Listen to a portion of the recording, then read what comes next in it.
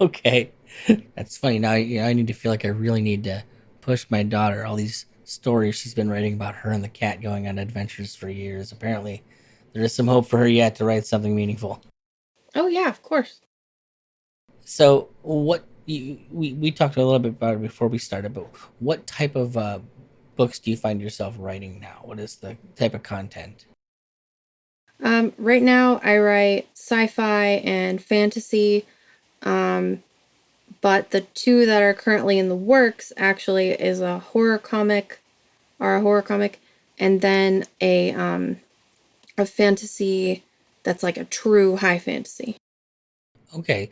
And so you're not just writing novels, like you've definitely branched out beyond that. Like if you're writing comics, it sounds like too. Yes, absolutely. And I edit comics as well.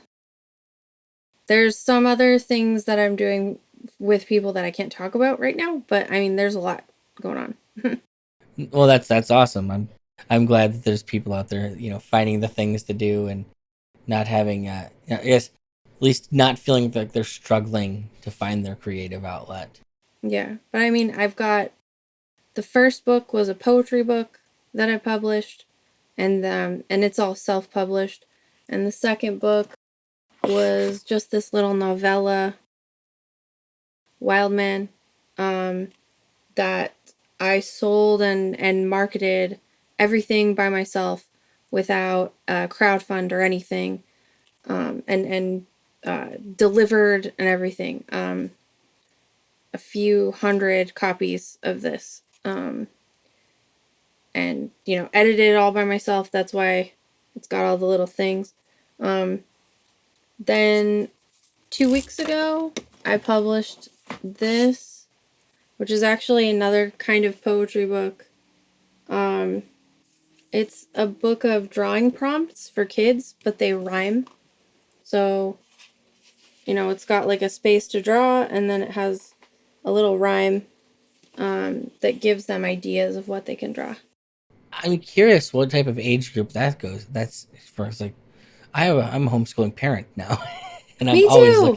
I'm always looking for more stuff for my kid to do. Yeah, me too. I love homeschool. I'd love that. Love to have something like that around. Like, so is it like a teen, like young, early kid? It's a fairly big blurb of text, so It could be 5 and up.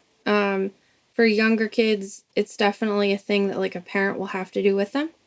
Um, but as it gets older, any kid can do it. My daughter's 12, and she's not super interested in it, but that sounds like that age where they change.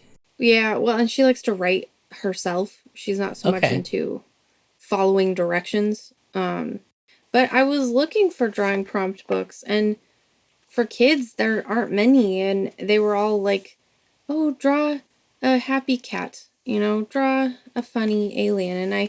And I thought that's not really, a kid who is looking for inspiration isn't going to know anything else to do. So they'll draw a smiley face cat and that'll be it, and then they'll discard this boring book. So I was like, I'll make one that's more fun.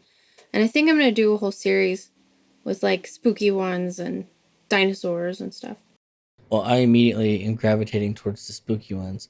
I have to imagine there's probably plenty of a market for that now, considering like my daughter's favorite. She's 9, and her favorite thing in the world is that Five Nights at Freddy's thing. So, Yeah, kids really like that. well, it's weird because like she's not like. I guess I think the reason she got into it is because I'm a horror person, and I think she thought that like if she was into something horror-y, I would engage more with her. I guess how she explains. But you're not into it either. Oh no, I find it interesting. My big issue is like she's so obsessed with the lore, and the lore in that particular game is just bonkers.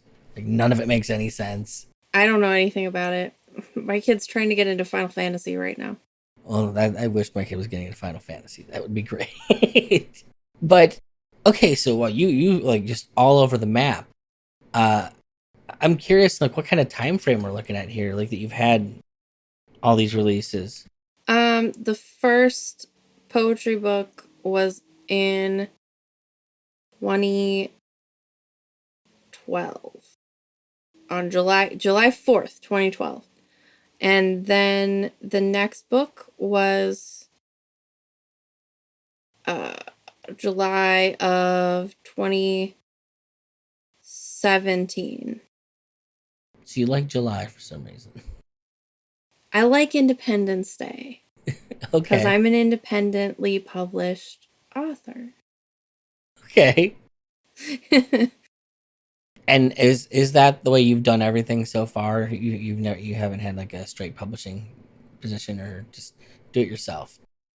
No, I sent out queries for years and years, but it's like a full-time job sending out queries because you have to find the people who want writers, and then you have to you can only apply to each one separately, and you have to find out which person is looking for which genre, and then they all want your stuff submitted differently.